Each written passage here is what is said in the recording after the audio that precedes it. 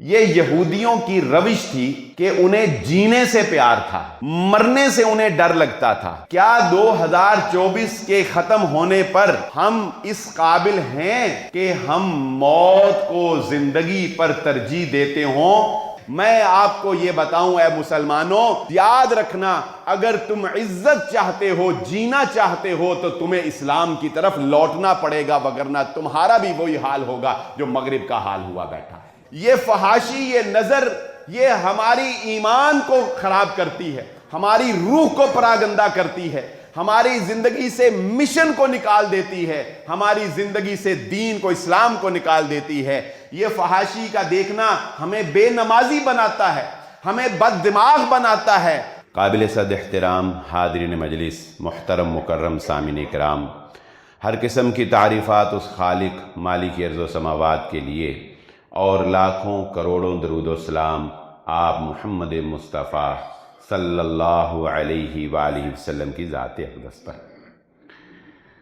جو آیات مبارکہ میں نے آپ کے سامنے پڑھی ہیں، ان میں یہودیوں کا ایک عقیدہ بیان کیا گیا ہے، اور ہماری گفتگو کا جو عنوان آپ نے فلائر سوشل میڈیا پہ دیکھ لیا ہوگا کہ ظاہری سی بات ہے کہ شمسی اعتبار سے ایک نئے سال کا آغاز ہونے جا رہا ہے، اور حقیقت یہی ہے کہ ہمارے بہت سے امور اس شمسی سال کے ساتھ چلتے ہیں، تو کوئی حرج والی بات نہیں ہے۔ اگرچہ میں نے اس پر ایک پورا جمعہ آپ کو یاد ہوگا پڑھایا ہے کہ قمری سال اور شمسی سال میں کیا فرق ہے، اور اگر ہم اسلامی احکامات کو شمسی سال سے اٹیچ کریں تو کیا کیا نقصانات ہوتے ہیں۔ وہ میں نے پورا ایک لیکچر اس پہ دیا ہوا ہے، جس نے نہیں سنا وہ سن سکتا ہے ہمارے گروپ سے۔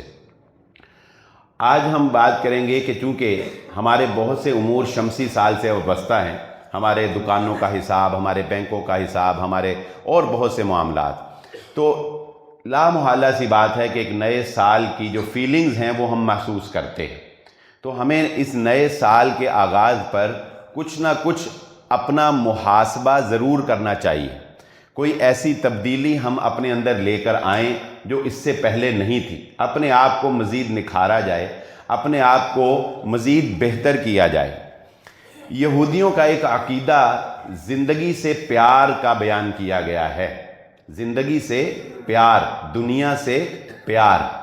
اور وہ عقیدہ کیا ہے کہ یہودی یہ کہتے تھے کہ چونکہ ہم اللہ کی لاڈلی قوم ہیں، اور ہمیں اللہ رب العزت نے چونکہ لاڈلا رکھا ہے، فلہذا اللہ رب العزت ہمیں کبھی بھی عذاب نہیں دے گا، ہمیں اللہ رب العزت مرنے کے بعد جنت ہی ہمیں ملے گی۔ قُلْ إِنْ كَانَتْ لَكُمُ الدَّارُ الْآخِرَةُ عِنْدَ اللَّهِ خَالِصَةً مِّن دُونِهِ۔ تو اللہ رب العزت فرماتے ہیں کہ اچھا، اگر تمہیں یہ لگتا ہے، اور اس سے پچھلی آیت نمبر 80 میں اللہ رب العزت یہ بھی فرمایا ہے کہ اگر تم یہ کہتے ہو کہ آخرت کا گھر تمہارا ہی ہے، تو ہاتھو برہانکم، کوئی دلیل تو پیش کرو، کوئی دلیل پیش کرو کہ اللہ نے تمہیں شتر بے مہار چھوڑا اور کہا ہو جو مرضی کرتے رہو، میں تمہیں جنت دے دوں گا۔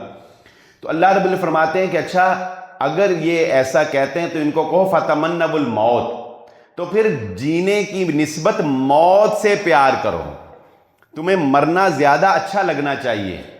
لیکن اے محمد صلی اللہ علیہ وسلم، وَلَن يَتَمَنَّوْهُ أَبَدًا بِمَا قَدَّمَتْ أَيْدِيهِمْ، ان کے کرتوت ایسے ہیں کہ ان میں سے کوئی بھی مرنا نہیں چاہتا، اور یہ تو چاہتے ہیں کہ انہیں 1000 سالہ زندگی دے دی جائے، لیکن انہیں 1000 سال بھی زندگی مل جائے تو اس کے بعد آخر کہاں جائیں گے؟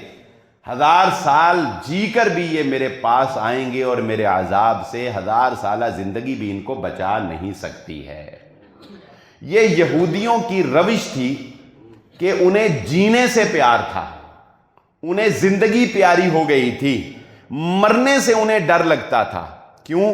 اس لیے کہ وہ یہ جانتے تھے کہ زبان سے ہم جو کچھ مرضی کہتے رہیں، ہمارے اعمال اتنے برے ہیں کہ مرنے کے بعد ہمارا انجام اچھا ہونے والا نہیں ہے۔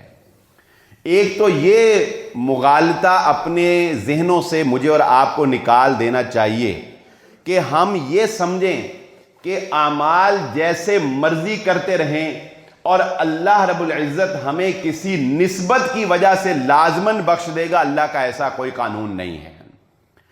کسی پیر فقیر کے لڑ لگ کے ہماری بخشش ہو جائے گی، ایسا ممکن نہیں ہے۔ کسی کے دھوبی بننے سے، کسی کے ہاتھ پہ بیعت کرنے سے، کسی کا مرید ہونے سے ہماری بخشش ہو جائے گی، تو ایسا نہیں ہے۔ خود محمد الرسول اللہ صلی اللہ علیہ وآلہ وسلم نے اپنی پھوپھی کو، اپنی بیویوں کو، اللہ کے نبی صلی اللہ علیہ وآلہ وسلم نے صحابہ اکرام کو، اہل بیت کو یہ بات واضح طور پر دو ٹوک بیان کر دی کہ کل قیامت کے روز اپنے اعمال کے بلبوتے پر تمہاری نجات ہوگی، اللہ کی رحمت سے میں محمد صلی اللہ علیہ وآلہ وسلم تمہارے کچھ کام نہیں آ سکوں گا۔ یہ نظریہ بالکل غلط ہے۔ اس کو میں ایک بڑی آسان سی مثال سے سمجھا دیتا ہوں۔ اکثر لوگ ہم سے یہ سوال کرتے ہیں کہ جی گھر میں لڑائی جھگڑا بہت ہے، ہمیں لگتا ہے کسی کی نظر لگ گئی ہے۔ کوئی کہتا ہے جی ہم جب بھی ہوٹل کے لیے باہر جاتے ہیں، بچوں کی، بیوی کی، میاں بیوی کی لڑائی ہو جاتی ہے، ہمیں کوئی دم بتا دیں، ہمیں لگتا ہے کسی کی نظر لگ گئی ہے۔ تو مجھ سے جب بھی کوئی اس طرح کی کوئی بات کرتا ہے نا، تو میں اس کو ایک بڑا آسان سا جواب دیتا ہوں۔ میں اسے کہتا ہوں کہ سارا قصور نظر کا ہی نہیں ہے، کوئی اپنے کرتوت بھی چیک کر لیا کرو۔ ہوو تسی پرلے درجے دے بدتمیز، بد اخلاق، اور لڑائی جھگڑا اور بے سکونی ساری ڈال دو نظر کے اوپر۔ نظر اتنی فارغ نہیں کہ ہر وقت آپ کو ہی آ کے لگتی رہے۔ نماز آپ کوئی نہ پڑھو اور کہو کہ گھر میں سکون نہیں ہے، تو نظر لگی ہے، کسی نے جادو کیا؟ نہیں بھائی، تم بے نمازی ہو، تمہارے گھر میں سکون کیسے ہوگا؟ تم بے نمازی ہو، تم پاکیزگی کا خیال نہیں رکھتے، تم طہارت کا خیال نہیں رکھتے، تمہاری اولاد کو غسل کے طریقے نہیں آتے، اور تم کہو کہ اولاد میری فرما بردار نہیں ہے۔ بیعینی اسی طرح یہ اصول اسلام کا سمجھ لیجئے کہ اللہ کی رحمت کے ہی ہم طلبگار اور امیدوار ہیں انشاءاللہ، لیکن اعمال کرنے کے بعد۔ یہ نظریہ نہیں ہے کہ کرو اپنی مرضی، جو کچھ مرضی کرو، اور اس کے بعد یہ کہو کہ چونکہ میں امت محمدیہ صلی اللہ علیہ وسلم سے ہوں، اور چونکہ میں فلاں پیر کا مرید ہوں، اور چونکہ میرا مسلک اہل حدیث ہے، میں توحید کا پرچار کرنے والا ہوں، چونکہ میں نماز رفع الیدین سے پڑھتا ہوں، چونکہ میں سنت کا پیروکار ہوں، فلہذا مجھے خیر ہے میں سود بھی کھاؤں، مجھے خیر ہے میں حرام بھی کھاؤں، مجھے خیر ہے میں گالیاں بھی دوں، مجھے خیر ہے میں بے نمازی بھی رہوں، میں پار ہو ہی جاؤں گا۔ یہ نظریہ اللہ رب العزت نے قرآن و سنت میں بیان نہیں کیا ہے۔ یہودیوں کو یہی مغالطہ لگ گیا۔ اور دوسری بات جو اس آیت سے ہمیں سمجھ آتی ہے، جو ہمارے اس نئے سال کے موضوع کی مناسبت سے ہے، میں اور آپ اگر اپنا تجزیہ کریں تو کبھی بیٹھ کر صرف اتنا سوچ، آج ہم نے جو باتیں کرنی ہیں انشاءاللہ اس کو عملی طور پر اختیار کرنا ہے۔ سب دوست دعا کریں اللہ ہمیں عمل کی توفیق عطا فرمائے۔ آپ نے سب سے پہلے یہ سوچنا ہے کہ کیا مجھے جینا زیادہ پسند ہے یا مجھے مرنا زیادہ پسند ہے؟ کیا اگر مجھے اس طرح سے آپشن پیش کی جائے جس طرح محمد الرسول اللہ صلی اللہ علیہ وآلہ وسلم کو پیش کی گئی، تو میرا فیصلہ کیا ہوگا؟ اللہ کے نبی صلی اللہ علیہ وآلہ وسلم کے پاس فرشتہ آیا نا، اور آ کر اجازت طلب کی نا کہ اللہ کے نبی صلی اللہ علیہ وسلم اگر آپ اجازت مرحمت فرمائیں تو میں آپ کی روح قبض کرنا چاہتا ہوں۔ اللہ کے نبی صلی اللہ علیہ وسلم فرمایا اللہم بالرفیق الاعلی۔ اگر تصور کریں میں بلال احمد اگر یہ سوچوں کہ مجھے فرشتہ آ کر آج یہ کہے کہ بلال احمد میں تجھے لینے کے لیے آیا ہوں، تو میں کیا کہوں گا؟ میں کہوں گا نہیں، وہ ٹھہر جا، ابھی تو فلانا حساب باقی رہتا ہے، ابھی تو میں نے اس کے اتنے پیسے دینے تھے وہ رہتے ہیں، ابھی تو فلاں کھاتا رہتا ہے، ابھی تو میں نے فلاں رجسٹری کروانی ہے، یار ابھی تو میرے معاملات بڑے الجھے ہوئے ہیں، ابھی تو میں نے بچوں کی شادیاں کرنی ہیں، ابھی تو میرا وہ فلاں دوست کے ساتھ ناراضگی چل رہی ہے، ابھی تو میں نے اس کے ساتھ بھی صلح نہیں کی ہے، ابھی تو میرا فلاں رشتہ دار جو ہے وہ مجھ سے ناراض ہے، نہیں ابھی نہیں۔ تو بڑی بحث و تکرار کے بعد بھی ہم اس کو کہیں گے یار چل کوئی ایک آدھا دن تو دے نا ہمیں، کہ ایک آدھے دن میں ہم اپنے کوئی معاملات سمیٹ لیں۔ لیکن یہ اللہ کا قانون ہے کہ یہ سہولت انبیاء کو ملی، یہ سہولت مجھے اور آپ کو میسر نہیں ہے، یہ سہولت مجھے اور آپ کو میسر نہیں ہے۔ لیکن کیا 2024 کے ختم ہونے پر ہم اس قابل ہیں کہ ہم موت کو زندگی پر ترجیح دیتے ہوں، جس طرح صحابہ کرام مرنے کو زیادہ ترجیح دیتے تھے بنسبت جینے کے؟ کیونکہ انہیں پتا تھا کہ ہماری زندگی جس دن ختم ہوگی اس دن سے ہماری راحت شروع ہونے والی ہے، اس دن سے ہماری جنت کا سامان شروع ہونے والا ہے۔ ایک تو یہ بات آج سے اپنے ذہنوں میں بٹھا لیں کہ زندگی اس طرح جئیں کہ جینے سے پیار نہ ہو، زندگی سے ایسا پیار نہ ہو کہ موت بری لگنے لگ جائے، کہ مرنے کو دل ہی نہ کرے۔ مومن آدمی کا دل ایسا نہیں ہوتا، بلکہ مومن آدمی تو اللہ سے ملاقات کا خواہش مند ہوتا ہے، اور اللہ سے ملاقات موت کے بعد ہی ہوا کرتی ہے۔ اپنی دوسری بات جس کا میں یہ سمجھتا ہوں کہ ہمیں التزام کرنا ہے، رات میرا ایک لاہور جانا ہوا ایک سلسلے میں، تو وہاں ایک بہت بڑا ادارہ ہے، دینی ادارہ، اس کا وزٹ کیا، تو انہوں نے ایک عامل رکھے ہوئے ہیں جو دم درود جنات کا ایک دن انہوں نے رکھا ہے۔ تو میری ان سے ملاقات ہوئی، میں نے ان کو پوچھا کہ آپ کے پاس زیادہ تر مریض کس کے آتے ہیں؟ انہوں نے کہا 80% مریض نفسیات کے آتے ہیں۔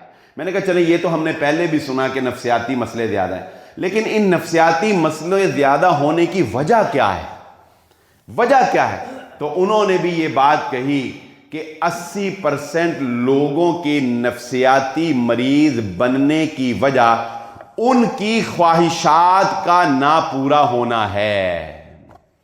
لوگوں نے ایسی خواہشات پال رکھی ہیں جو ان کی زندگی کو اجیرن بنائے ہوئے ہیں۔ آج سے میں اور آپ اپنی زندگی کا ایک اصول بنا لیں، زندگی گزاریں اپنی ضروریات کو پورا کرتے ہوئے، اپنی خواہشات کے پیچھے نہ بھاگیں، اپنی خواہشات کے غلام نہ بنیں۔ ہاں ضروریات ضرور پوری کریں۔ یہ خواہشات ایسی ہیں کہ جنہوں نے ہمارے دلوں میں دنیا کی محبت اتنی راسخ کر دی ہے کہ ہمیں دنیا سے پیار ہونے لگ گیا ہے، ہمیں جینے کو دل کرتا ہے، ہمیں انٹرٹینمنٹ اور انجوائمنٹ کو دل کرتا ہے۔ اگر آئی فون لینا آپ کی ضرورت ہے، آپ کا کاروبار ایسا ہے، آپ کی ریکوائرمنٹ ہے کوئی اچھا فون ہو آپ کے پاس، تو بھلے 50 لاکھ کا فون اپنے پاس رکھیں، لیکن اگر ضرورت نہیں ہے، صرف اس لیے رکھیں کہ پیسے ایکسٹرا پڑے ہیں کہیں لگانے تو ہیں نا، صرف اس لیے رکھیں کہ لوگوں کو دکھانا تو ہے نا، صرف اس لیے رکھیں کہ سٹیٹس سمبل تو مینٹین رکھنا ہے نا، تو اللہ کی قسم یہ ایسی خواہش ہے جو آپ کی کہیں بھی بریک نہیں لگنے دے گی۔ آپ مریخ پر بھی گھر بنا لیں گے نا تو آپ کا اس سے آگے جانے کو دل کرے گا، آپ کی بریک نہیں لگنے والی۔ یہ خواہشات اتنی ظالم چیز ہے۔ دنیا میں ایسے کئی لوگ پائے جاتے ہیں، آپ ذرا یوٹیوب کے اوپر جا کے سرچ کریں، نہیں تو میں آپ کو لنک بھیج دوں گا۔ مائیکل جیکسن بہت پیچھے رہ گیا، دنیا میں اب ایسے لوگ بھی ہیں جو اپنا مسلسل ٹریٹمنٹ کروا رہے ہیں کہ کسی طرح سے ان کو لمبی سے لمبی زندگی مل جائے، ان کو موت واقع نہ ہو۔ ہمیشہ جوان رہنے کے لیے لوگ کروڑوں روپیہ خرچ کر رہے ہیں کہ نہیں کر رہے، ہم ہمیشہ جوان رہیں، لیکن وقت کا یہی کمال ہے کہ یہ جیسا بھی ہو یہ گزر جاتا ہے، اسے آج تک کوئی روک نہیں سکا ہے، اور یہ جیسے جیسے گزرتا ہے ویسے ویسے زندگی کی گھڑی کم ہوتی جاتی ہے۔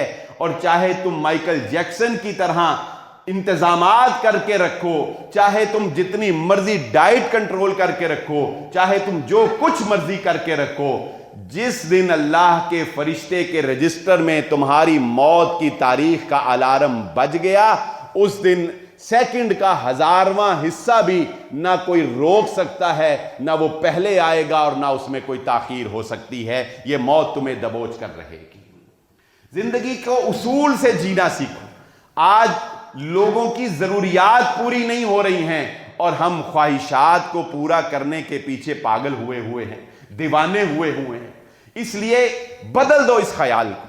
میں یہ مثال دینا تو نہیں چاہتا تھا کیونکہ ہم اس کے محتاج نہیں ہیں، جبکہ ہمارے پاس اللہ کا قرآن اور محمد عربی صلی اللہ علیہ وآلہ وسلم کا فرمان موجود ہے.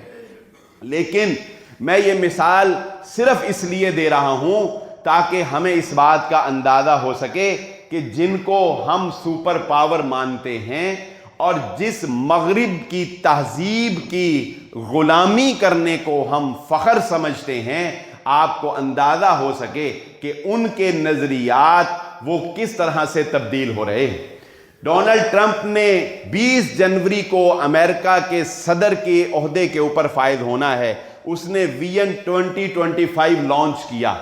ویژن 2025 اس نے لانچ کیا کہ میں 2025 میں یہ کام کروں گا. آپ وہ پورا ویژن پڑھیں، اس میں 2 چیزیں میں صرف آپ کے سامنے رکھ دیتا ہوں. ایک سب سے اہم نظریہ اس نے یہ پیش کیا کہ اگر امریکہ کو بچانا ہے تو امریکہ کو اپنی اصل حالت کی طرف واپس لوٹانا ہوگا. اصل حالت پتہ کیا ہے؟ اصل حالت ہے کرسچینٹی.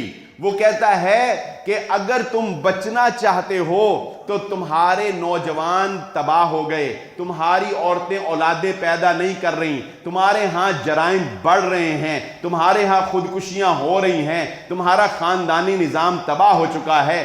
ایک عیسائی صدر یہ کہتا ہے کہ اگر امریکہ نے بچنا ہے تو اسے مذہب کی طرف لوٹنا پڑے گا. وہ کافر ہو کے اپنے جھوٹے مذہب کی طرف لوٹنا چاہتے ہیں. میں آپ کو یہ بتاؤں اے مسلمانوں، یاد رکھنا، اگر تم عزت چاہتے ہو، جینا چاہتے ہو تو تمہیں اسلام کی طرف لوٹنا پڑے گا، وگرنہ تمہارا بھی وہی حال ہوگا جو مغرب کا حال ہوا بیٹھا ہے.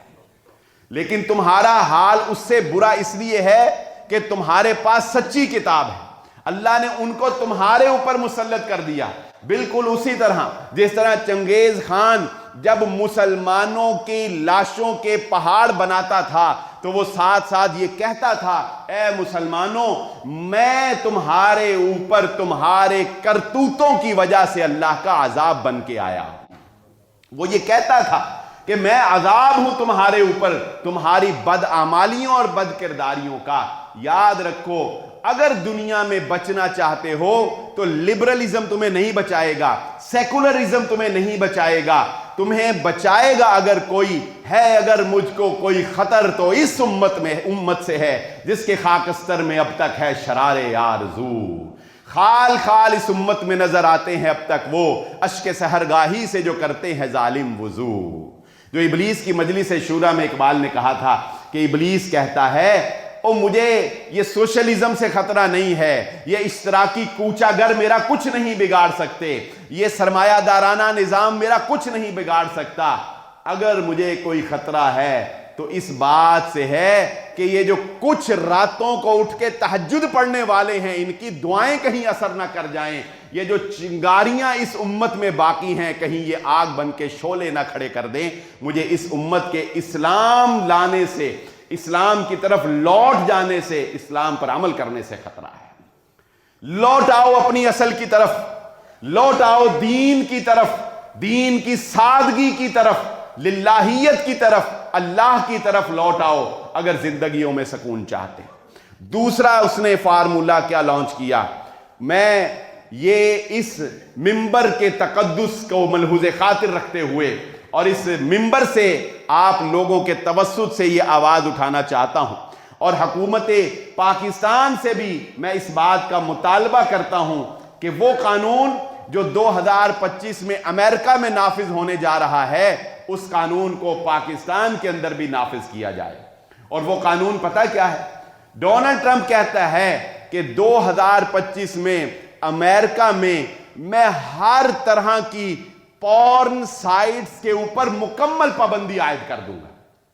فحش مواد، جن کو نہیں پتا وہ سمجھ لیں، بزرگ ہمارے، فحش مواد کیا کہتا ہے؟ کہتا ہے انٹرنیٹ کے اوپر کسی طرح کا فحش مواد میں رکھنے نہیں دوں گا.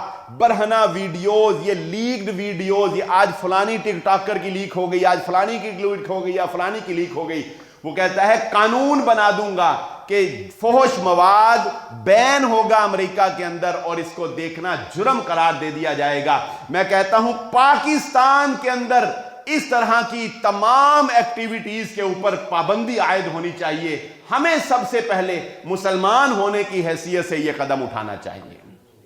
اور اس کو دیکھتے پیوٹن نے بھی کہا، رشیا کا جو صدر ہے اس نے بھی کہا کہ ہم بھی 2025 میں پورن سائٹس کے اوپر پابندی لگائیں گے۔ اور آپ کو ایک اور مزے کی بات بتاؤں، شاید آپ کے اکثر لوگوں کے علم میں ہو، چائنا کے اندر وی پی این پہ بھی پابندی ہے، پورن ویب سائٹ کے اوپر بھی پابندی ہے۔ عرصہ 10-12 سال سے چائنیز نے اس کے اوپر پابندی عائد کر دی۔ کیوں؟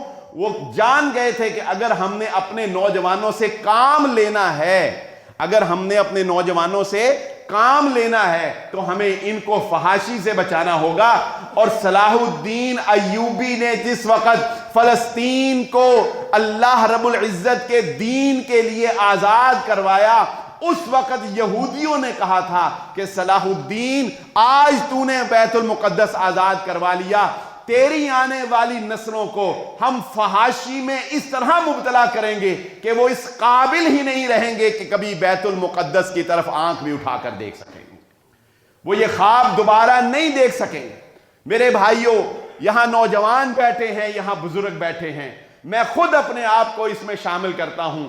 ہم 2025 سے، بلکہ آج اس خطبہ جمعہ کے بعد سے یہ عہد کر لیں کہ ہم اپنے زندگی سے ہر طرح کی فحاشی سے اپنی نظر کو پاک کریں گے۔ اللہ عمل کی توفیق عطا فرمائے۔ ہم اپنی زندگی سے فحاشی کو نکال دیں گے۔ یہ فحاشی، یہ نظر، یہ ہماری ایمان کو خراب کرتی ہے، ہماری روح کو پراگندہ کرتی ہے، ہماری زندگی سے مشن کو نکال دیتی ہے، ہماری زندگی سے دین کو، اسلام کو نکال دیتی ہے۔ یہ فحاشی کا دیکھنا ہمیں بے نمازی بناتا ہے، ہمیں بد دماغ بناتا ہے، ہمارے دماغ کو میلا کرتا ہے۔ دنیا کہہ رہی ہے، دنیا کے کفار کہہ رہے ہیں کہ ہم نے اپنی آنے والی نسل کو اگر بچانا ہے تو اس فحاشی سے بچانا ہوگا، تو ہم کیوں اس کے اوپر عمل پیرا نہیں ہو رہے ہیں؟ اس لیے یہ بات آج سے ہی اپنی زندگی کے مشن کے اندر شامل کریں۔ اگلی بات یہ بھی آج سے خود بھی اور اپنے بچوں کی یہ ذہن سازی کرنا شروع کریں، اللہ کے نبی صلی اللہ علیہ وآلہ وسلم کی زندگی کا مطالعہ کرتے ہوئے ان کو یہ بات بتائیں۔ اس بات سے کوئی انکار نہیں ہے کہ مجھے اور آپ کو، ہمیں کبھی بھی اللہ رب العزت سے نقصان نہیں مانگنا، ہمیشہ اللہ سے خیر اور عافیت مانگنی ہے۔ اللہ ہم سب کو ہمیشہ عافیت نصیب فرمائے۔ کبھی نقصان نہیں مانگنا، بیماری نہیں مانگنی، لیکن ایک بات یاد رکھنا، مسلمان کبھی بھی دنیا کے نقصان سے، میرے جملوں کو ذرا غور سے سنیے گا توجہ کے ساتھ، اگلی بات اسی کے اوپر کھڑی ہوگی، مسلمان کبھی بھی دنیا کے نقصان کی وجہ سے حواس باختہ نہیں ہوا کرتا۔ آپ نے کتنے ایسے واقعات دیکھے، فلاں بندے کا نقصان ہوا، نقصان کی وجہ سے اس نے خودکشی کر لی، فلاں بندے کا کاروبار میں نقصان ہوا، نقصان کی وجہ سے اسے ہارٹ اٹیک ہوا، وہ دنیا سے چل بسا۔ میرے بھائیوں، دنیا کے نقصان کی وقت کو اپنے ذہنوں سے نکال دو۔ پھر کیا ہوا اگر دنیا کا نقصان ہو گیا؟ گاڑی پر کسی نے خراش لگا دی تو کیا اس کی جان لے لو گے؟ اگر کسی ملازمہ سے کوئی برتن ٹوٹ گیا تو کیا اب اس پر ڈنڈوں کی کوڑوں کی بارش کر دو گے؟ اگر کسی ملازم سے کوئی غلطی ہو گئی تو کیا اب وہ جینے کا حق بھی کھو چکا ہے؟ نہیں، دنیا کا نقصان اللہ کی نگاہ میں کوئی حیثیت نہیں رکھتا۔ اور دین کے نقصان پہ غمزدہ ہوا کرو، دنیا کے نقصان پہ غمگین ہونا چھوڑ دو۔ آج سے اپنی یہ عادت بنا لو، کبھی کوئی پسندیدہ چیز گم جائے، میں یہ نہیں کہتا کہ خوش ہوا کرو، نہیں، غم آنا انسان کی فطرت ہے، غمگین ہونا، نقصان پر کسی کا کوئی 50 روپے بھی گر جائیں تو وہ اس کو بھی اس کی تکلیف اور غم ہوتا ہے، غم ہونا ایک فطرت ہے، لیکن उस गम को अपने ऊपर ऐसे सवार कर लेना कि गोया जिंदगी जीना ही भूल जाओ, गोया वही ओढ़ना बिछोना था। नहीं, ये दौलत आनी जानी चीज है। कितने ही ऐसे मालदार थे जो पहले गरीब थे, और कितने ही ऐसे गरीब हैं जो आइंदा मालदार होंगे। ये अल्लाह रब्बुल इज्जत का निजाम है। इसलिए इस दुनिया के, क्योंकि हमारी मोहब्बत दुनिया से बहुत बढ़ रही है, इसलिए हम दुनिया के नुकसान को बहुत अहमियत देने लग गए हैं। और दुनिया के नुकसान की वजह से, बावजूद इसके कि हमें अल्लाह ने इतना दिया होता है कि वो नुकसान पूरा करना भी हमारे लिए कोई इतना मुश्किल की बात नहीं होती, लेकिन इसके बावजूद हमारी हिर्स, तमा और लालच उस नुकसान की वजह से हमें इंसानियत भुला देती है, हत्ता कि हम अपना आप भूल जाते हैं। और असल नुकसान पता है क्या है? असल नुकसान ये है कि आप से नमाज रह जाए, इससे बड़ा नुकसान और कोई नुकसान नहीं। आपकी जुबान से एक गाली निकल जाए, इससे बड़ा नुकसान और कोई नुकसान नहीं है। आप किसी की दिल आजारी कर दें, आपकी वजह से कोई रात को सो ना सके, आपकी वजह से कोई बेटी दुखी हो, आपकी वजह से किसी बेटी का बाप दुखी हो, आपकी वजह से आपका भाई दुखी हो, आपकी वजह से आपका पड़ोसी दुखी हो, इससे बड़ा नुकसान और कोई नुकसान नहीं। ये दुनिया के नुकसान की कोई हैसियत नहीं है। निकाल दो इसको अपने ज़हनों से। अल्लाह के नबी सल्लल्लाहु अलैहि वसल्लम ने इतना माल जमा ही नहीं किया कि जिसका कोई नुकसान होता और नुकसान का कोई अंदेशा होता। क्या दरवेशाना जिंदगी थी। और हमारे लिए तो मशाले राह अगर कोई है तो वो मुहम्मदुर रसूलुल्लाह सल्लल्लाहु अलैहि वसल्लम की ज़ाते अक़दस ही तो है ना। और हमारे लिए कौन मशाले राह है। और फिर ये बात भी अपनी जिंदगी के अंदर आज से शामिल कर लो कि जिंदगी को उस डिसिप्लिन पे लेके आओ जो डिसिप्लिन मेरे और आपके नबी मुहम्मदुर रसूलुल्लाह सल्लल्लाहु अलैहि वसल्लम ने कायम किया। सिवाय इसके, जरा मैं सिर्फ एक हल्की सी इशारा करके बात आगे लेके चलता हूं। सिवाय सफर के या सिवाय बीमारी के, आप मुझे बताइए अल्लाह के नबी सल्लल्लाहु अलैहि वसल्लम के ऊपर कितनी बड़ी जिम्मेदारी थी। एक रियासत के आप खलीफा हैं, आप काजी भी हैं, आप नबी हैं, आपके ऊपर वही नाज़िल होती है, आप एक शौहर हैं, आप हर दुनिया के शोबे के साथ वाबस्ता हैं।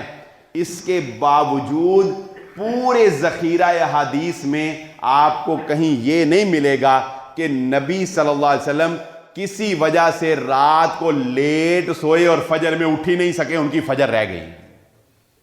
सवाए मैंने कहा सफर के और बीमारी के, वो भी एक वाकया सिर्फ सफर का आता है जब ताखीर। इसके अलावा आप बताएं कभी ऐसा हुआ, कभी ऐसा हुआ हो कि नबी सल्लल्लाहु अलैहि वसल्लम दिन में मसरूफियत की वजह से इस्तिग़फ़ार करना भूल गए हों। आप रोजाना 100 मरतबा इस्तिग़फ़ार करते थे। कभी ऐसा हुआ हो कि आपने फजर के बाद अज़कार ना किए हों। कभी आपने पढ़ा हो हदीस में कि नबी सल्लल्लाहु अलैहि वसल्लम इतने मसरूफ थे, इतने थक गए थे कि सोने से पहले सूरह इखलास, सूरह फलक और सूरह नास पढ़ना भूल गए। आपने अपने ऊपर दम ही नहीं किया और आप सो गए। बताओ कभी सुना? कोई एक हदीस में नाक़िस इल्म के मुताबिक नहीं है कि अल्लाह के नबी सल्लल्लाहु अलैहि वसल्लम की लाइफ में जो डिसिप्लिन था कभी उसके अंदर कोई चेंज आई हो। ये डिसिप्लिन अपनी लाइफ के अंदर लेके आओ। और ये डिसिप्लिन कैसे आएगा मैं आपको बता देता हूं। ये डिसिप्लिन कैसे है? डॉक्टर कहते हैं, डॉक्टर्स बताते हैं हमें कि इंसान का जो माइंड है इसकी हैसियत एक कंप्यूटर की है। जब आप कंप्यूटर के अंदर एक सॉफ्टवेयर इंस्टॉल कर देते हैं तो अब आपको हर मर्तबा जमा तफरीक करने की जरूरत नहीं होती। आप एंट्रियां करते जाते हैं, बैक एंड पे सॉफ्टवेयर खुद ब खुद जमा तफरीकें करता जाता है ना, और आपको रिजल्ट निकाल के दिखा देता है। ये दिमाग भी एक सॉफ्टवेयर है। जब कोई चीज इसमें एंटर कर दी जाती है फिर ये दिमाग को कमांड नहीं देनी पड़ती, ये दिमाग खुद ब खुद काम करता चला जाता है। मैं इसकी एक मिसाल देता हूं तो आपको मेरी बात समझ आएगी। आप मैनुअल, अब आजकल तो ऑटो गाड़ियां आ गई ना, उनमें भी खैर जरूरत तो होती है, लेकिन आपने कभी मैनुअल गाड़ी चलाते हुए खुद को देखा होगा? جو خود نہیں چلاتے وہ ڈرائیور کو دیکھ لیں. اسے سوچنا نہیں پڑتا کہ میں نے کلچ دبانا ہے, اسے سوچنا نہیں پڑتا کہ میں نے گیئر لگانا ہے, اسے سوچنا نہیں پڑتا کہ میں نے سٹیئرنگ کو دائیں بائیں کرنا ہے. وہ چلا رہا ہوتا ہے اور بغیر سوچے سمجھے دماغ خود بخود اسے بتا رہا ہوتا ہے کہ اب بریک لگنی ہے, اب گیئر بدلنا ہے, اب کلچ دبانا ہے. دماغ میں ڈرائیونگ کا سافٹ ویئر ایسا فٹ ہوتا ہے کہ وہ باتیں بھی کر رہا ہو نا ادھر لیفٹ پہ کسی کے ساتھ, وہ دیکھ سامنے رہا ہو, لیکن اس کے اعضاء ایٹومیٹیکلی ویسے ورک کر رہے ہوتے ہیں. کیوں ورک کر رہے ہوتے ہیں؟ اسے ہر دفعہ نہیں سوچنا پڑتا, بلکہ اگر آپ غور کریں تو مجھے یاد ہی نہیں ہوگا کہ میں گھر سے یہاں آتے تک کتنی مرتبہ کلچ دبایا, کتنی دفعہ گیئر لگایا, مجھے تو نہیں پتا لگا. کیوں؟ میرے دماغ میں سافٹ ویئر فٹ ہو چکا. ایسے ہی یہ بات ذہن نشین رکھ لیں, جب ہمارے دماغوں میں دین کا سافٹ ویئر فٹ ہو جائے گا نا, پھر ہمیں بتانا نہیں پڑے گا, بلکہ فجر سے ٹھیک 15 منٹ پہلے ہمیں جاگ آئے گی, چاہے ہم رات کو 2 بجے بھی کیوں نہ سوئے. پھر رات کو 2 بجے بھی سو گے, تمہیں فجر ٹائم ایک دفعہ جاگ ضرور آئے گی. بعد میں تم بے شک سستی کاہلی کر کے تھپکی شیطان کی لے کے سو جاؤ. تم جب مسجد میں انٹر ہوگے تم مسجد کی دعا پڑھو گے, تم جب واش روم میں جاؤ گے واش روم کی دعا پڑھو گے, تم جب گھر سے نکلو گے گھر سے نکلنے کی دعا پڑھو گے, تم جب بچوں کو رات کو سونے لگو گے دم کرو گے. کیوں؟ اگر تمہارے اندر سافٹ ویئر انسٹال ہو جائے گا. تو اللہ کے نبی صلی اللہ علیہ وآلہ وسلم کی زندگی ایسے تھی کہ گویا کہ آپ صلی اللہ علیہ وسلم کو بتانا نہیں پڑتا تھا کہ میں نے اب ذکر اذکار کرنا ہے. آپ کے مائنڈ میں وہ چیزیں ایسے انسٹال ہو گئی تھیں پختگی کی وجہ سے, ان کی ریپیٹ کی وجہ سے اور ان کے یقین کی وجہ سے, کہ آپ جب اس مقام پہ پہنچتے تھے وہ عمل خود بخود ہو جاتا تھا. جب نماز کا ٹائم آتا تھا دماغ خود بخود الارم دے دیتا تھا. تو اپنی زندگی کو 2025 سے پہلے, اس کے آغاز سے پہلے جو چند دن ہیں, اس طرح کا سافٹ ویئر اپنے اندر انسٹال کرو, اتنی پختگی اپنے دماغ کو دے دو کہ تمہیں دین پر عمل کرنے کے لیے اسے بتانا نہ پڑے, سوچنا نہ پڑے. تمہارا شیڈول ایسا مرتب ہو کہ تمہارا دماغ ایٹومیٹیکلی تمہیں جو ہے وہ کام جو ہے اس کی کمانڈ دیتا رہے, اور وہ کام جس طرح ایک ڈرائیور گاڑی چلا رہا ہوتا ہے سب کانشیس میں اس کے یہ سارا کچھ فیڈ ہوتا ہے, اس طرح تمہارے بھی عادت بن جائے. اور الحمدللہ جن کی عادت ہوتی ہے نماز کی, وہ نماز پڑھے بغیر, میں گمان کرتا ہوں کہ الحمدللہ یہاں پر جتنے بھی میری نگاہ کے سامنے دوست ہیں وہ نمازی ہوں گے. تو انسان ہے, بندہ بشر ہے, کبھی اگر عشاء کی نماز لیٹ ہو جائے تو میں یقین سے کہتا ہوں کہ نمازی آدمی کو نیند نہیں آتی جب تک وہ نماز نہ پڑھ لے. اسے سکون نہیں آتا, تھکا کتنا بھی ہو, دائیں بائیں کروٹیں لیتا رہے گا, لیکن اخیر وہ اٹھ کے نماز پڑھے گا تو پھر اسے سکون کی نیند آئے گی. کیوں؟ مائنڈ میں وہ اس کے ایسی انسٹالیشن ہو گئی ہے, اس انسٹالیشن کو کرنے کی ضرورت ہے. اور ایک آخری تجویز, میں آپ کو ایک سچی بات بتاؤں, اس خطبہ جمعہ سے جتنی میری اپنی ذات کی اصلاح ہوئی ہے, یقین مانے کسی اور کام سے نہیں ہوئی. میں اپنے اوپر اس بات کو لاگو کر رہا ہوں کہ میں اپنی زندگی کو اگر دیکھوں نا تو میری اپنی عادات, میرے اپنے ذہن, میرے اپنے مائنڈ پہ اس خطبہ جمعہ کی الحمدللہ برکت ہے کہ بہت سی تبدیلیاں زندگی میں آئی ہیں. اور میں امید کرتا ہوں کہ آپ کو بھی ان تمام باتوں سے اپنی زندگی کو بہتر بنانے کا موقع ضرور ملا ہوگا, اور اللہ رب العزت ہمیں اور نیکیوں کی طرف راغب ہونے کی توفیق عطا فرمائے. ایک فارمولہ آپ کو بتاتا ہوں, اگر آپ کسی کام کے اوپر عمل پیرا نہیں ہو پا رہے نا, مثلا آپ نماز کی پابندی نہیں کر پا رہے, یا کوئی بھی آپ سکریننگ موبائل آپ بہت زیادہ یوز کر رہے ہیں, تو ایک کام کریں, ایک چارٹ بنائیں اور اپنے کاموں کو لکھنا شروع کر دیں. نوجوانوں کے لیے بالخصوص اپنے کاموں کو لکھنا شروع کر دیں. میں آپ کو تجربے سے بتاتا ہوں, جب آپ کاموں کو لکھنا شروع کر دیں گے, ہر آنے والے دن میں آپ پہلے سے زیادہ بہتری محسوس کرتے چلے جائیں گے. میں اس کی ایک ایگزامپل دے دیتا ہوں. مثال کے طور پر मैंने अपने बच्चों को ये चार्ट बना के दिया, आप अपने बच्चों को बनाएं, खुद बनाएं। ये उन लोगों के लिए है जिनकी नमाजों में सुस्ती है। सिर्फ एक एग्जाम्पल दे रहा हूं, आप इसको हर जगह पे अप्लाई कर सकते हैं। एक नमाज 5 वक्त का ना 1 हफ्ते का चार्ट बनाएं, किसी को नहीं दिखाना। अल्लाह ने पर्दे रखे, आप भी पर्दा रखें। अपनी नमाज की हाजिरी खुद लगाएं, अपनी नमाज की हाजिरी खुद लगाएं। जब आप जुम्मे की हाजिरी लगाएंगे और हफ्ते को देखेंगे कि यार असर दी गैर हाजिरी है, तो यकीन माने एक दफा अंदर अलार्म आएगा। आप हफ्ते को फिर असर पढ़ेंगे। जब आप अगले दिन अपनी 1-2 और गैर हाजिरियां देखेंगे, होता क्या है, हम भूल जाते हैं, हम अपनी पिछली गलतियों को भूल जाते हैं। जब आप चार्ट पे देखेंगे ना कि आप जिस बंदे को गालियां देने की आदत है, वो चार्ट बनाए, वो नोट करे कि मैंने आज कितनी गालियां दी। वो जो नोट हो सकती हो, बाद इतनी देते हैं नोट हो ही नहीं सकती हैं। वो बंदे वैसे ही फारिगुल बाल हैं, वो चार्ट ना बनाए, एवं पैसे ही जाया करने, एवं उन्होंने कागज ही जाया करने। जो इतनी गालियां देते हैं ना, जो नोट हो सकती हैं, वो एक चार्ट बनाए। जब गाली देना वो लिख दें 1, 2, 3। रात को सोने से पहले जब देखेंगे ना मैं 150 गाल कढ़ी है, तो फिर एक दफा जो वो असर है ना दिमाग पे, वो जरूर हिलेगा। ये एक बड़ा बेहतरीन फार्मूला है गुनाहों से बचने का। ये एक बड़ा बेहतरीन फार्मूला है, क्योंकि हमें यकीन नहीं है ना। वैसे तो हर चीज दर्ज हो रही है, हर चीज दर्ज हो रही है दाएं बाएं, लेकिन हमें यकीन, तो अपने आप को यकीन दिलाने के लिए अगर आप एक चार्ट के ऊपर अपना पैरामीटर सेट करना शुरू कर देंगे, तो इंशाअल्लाह आइंदा हर आने वाले दिन में आप अपने आप को परफेक्ट जो है वो पाएंगे, और फिर एक वक्त आएगा कि उस चार्ट की ज़रूरत नहीं रहेगी। अल्लाह रब्बुल इज़्ज़त मुझे और आपको जो कहा और जो सुना समझने की और अमल करने की तौफीक अता फरमाए। व आखिरु दावाना अल्हम्दुलिल्लाहि रब्बिल आलमीन।